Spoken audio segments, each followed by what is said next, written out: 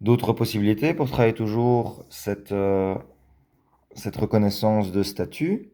Donc ici, c'est un cerceau. Là, un joueur avec ballon, un joueur sans ballon qui fait office de défenseur au départ. Vous le placez légèrement sur l'intérieur du joueur en possession de balle et en retrait.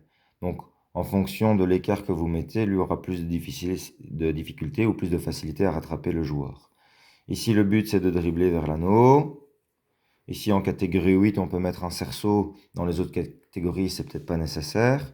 Important, j'ai oublié de dire, mais on peut mettre une chasuble dans le short de celui-ci, ou une fameuse queue du diable. Dès qu'il démarre, lui peut être engagé pour essayer de le rattraper, de le chipper la chasuble.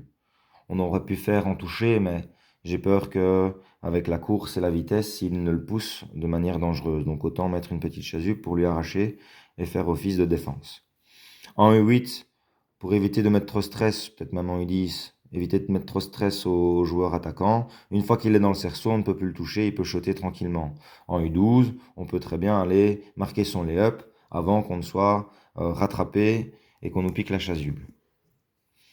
Si c'est marqué, on change de rôle en passant sur le côté et les autres qui sont derrière, là on peut faire deux fils, qui sont derrière s'engagent.